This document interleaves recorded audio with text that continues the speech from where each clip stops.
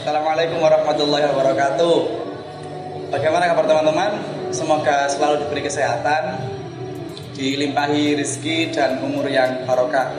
Di kesempatan kali ini kami akan menjelaskan tentang metode harga pokok pesanan yang diampu oleh dosen Bu Marisa. Sebelum kami masuk ke inti atau isi dari materi ini, izinkan kami memperkenalkan diri. Saya sendiri Jamal Dingemal Fauzi. Saya Dara Nadia Dinanti. Saya Tri Septianawati. Saya Dewi Fitria Indriani. Saya Nur Aziza. Kami dari kelompok 3 akan menjelaskan tentang metode harga pokok pesanan. Assalamualaikum warahmatullahi wabarakatuh. Di sini saya akan menjelaskan dari beberapa materi metode harga pokok pesanan. Metode harga pokok pesanan itu sendiri pengertiannya dari cara pengumpulan biaya atau harga pokoknya dari produk itu sendiri, dan biaya itu dikumpulkan untuk dari setiap biaya satu pesanan. Tujuannya menentukan harga pokok itu sendiri, dan itu dari harga pokok keseluruhan atau harga pokok kesatuan saja. Untuk selanjutnya, karakteristik metode harga pokok pesanan akan dijelaskan oleh teman saya. Di sini saya akan menjelaskan karakteristik metode harga pokok pesanan. Metode harga pokok pesanan adalah sebuah cara pengumpulan harga pokok produk di mana biaya dikumpulkan untuk setiap pesanan. Untuk dimulainya pengolahan adalah setiap adanya sebuah pesanan. Adapun karakteristik metode harga pokok pesanan yaitu: pertama, perusahaan memproduksi bermacam-macam produk berdasarkan spesifikasi pesanan. Yang kedua, produksi ditujukan untuk memenuhi pesanan. Yang ketiga, proses pengolahan produk terjadi secara terputus-putus. Yang keempat, adapun kelompok dari biaya produksi yang berhubungan dengan produk, yaitu biaya produksi secara langsung dan biaya produksi secara tidak langsung. Yang kelima, saat pesanan telah selesai diproduksi, harga pokok dihitung per unit. Caranya dengan membagi jumlah biaya produksi yang dikeluarkan untuk pesanan tersebut. Untuk materi selanjutnya akan dijelaskan oleh teman saya. Masuk di manfaat harga pokok pesanan. Harga pokok pesanan manfaatnya ada 5, kebetulan yang saya tahu ada 5 guys. Yang pertama, itu sangat menentukan harga si produsen kepada pemesan, karena patokan harga untuk di market, di pasarnya itu sangat tergantung dengan kondisi si produsen, juga sangat tergantung dengan ketersediaan barang lah intinya. Yang kedua, mempertimbangkan konfirmasi atau penolakan pesanan. Karena metode harga pokok pesanan itu menjadi landasan lah, dasar manajemen untuk memperhitungkan laba dan rugi juga. Jadi bisa dijadikan suatu dasar acuan untuk si manajemen perusahaan untuk memperhitungkan laba atau ruginya. Yang ketiga, memantau realisasi biaya produksi. Jadi di metode harga pokok pesanan itu bisa dibuat patokan harga harga produksi yang ditaksirkan.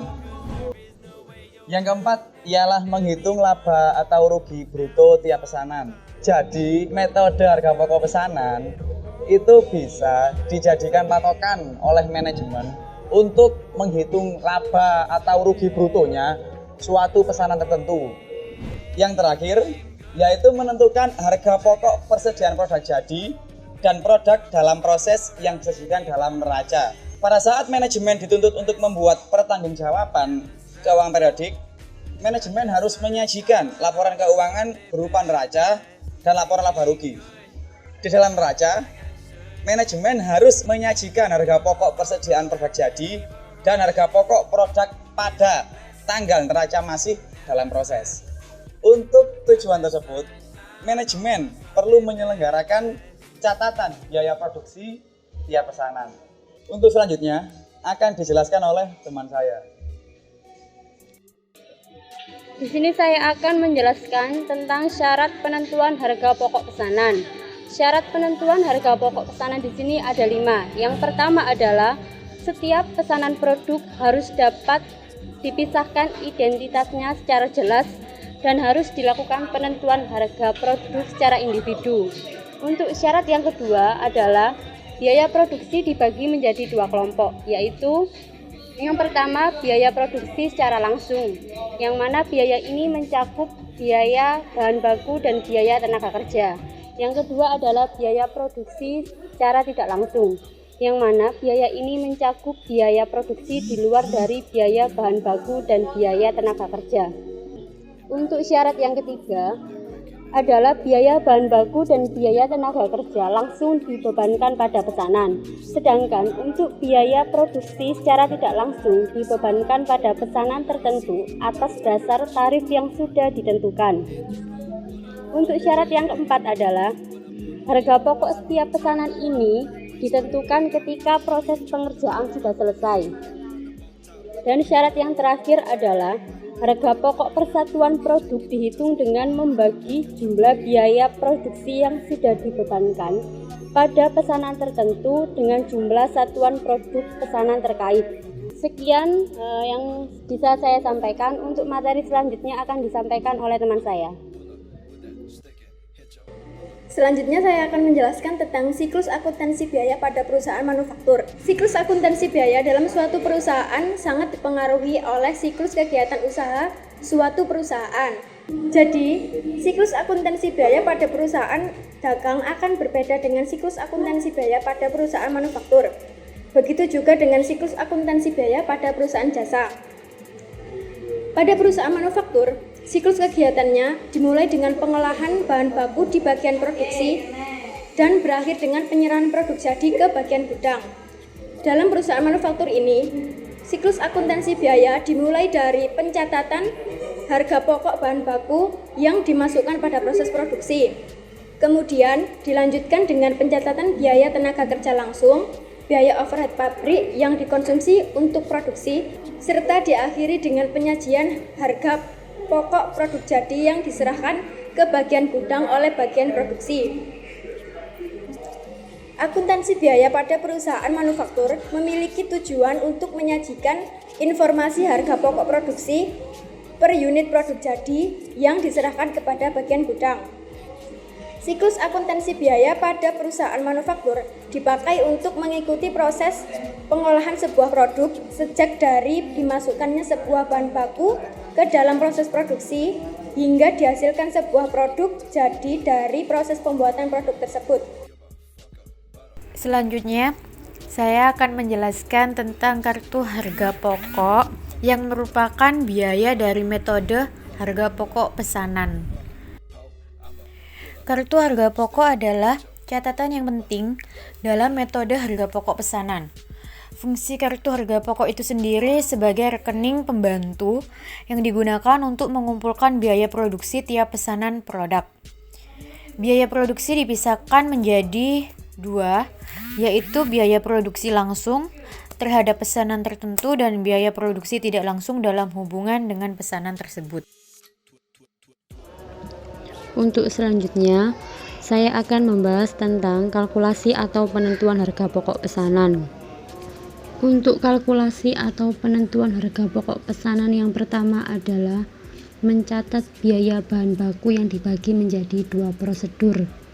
Yang pertama adalah prosedur pencatatan pembelian bahan baku dengan jurnal persediaan bahan baku pada debit, utang dagang atau kas pada kredit, yang mana jika pembelian dilakukan secara kredit akan masuk dalam utang dagang, sedangkan jika pembelian dilakukan secara tunai akan masuk ke dalam kas.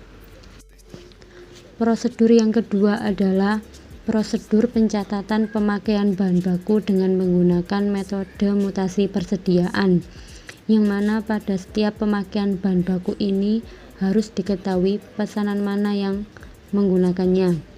Dengan jurnal barang dalam proses, biaya bahan baku pada debit, persediaan bahan baku pada kredit. Sekian yang dapat saya sampaikan. Untuk penjelasan yang selanjutnya akan disampaikan oleh teman saya. Pencatatan biaya tenaga kerja. Dalam metode harga pokok pesanan, harus dipisahkan antara upah tenaga kerja langsung dengan upah tenaga kerja tidak langsung. Pencatatan biaya tenaga kerja dilakukan melalui 3 tahap.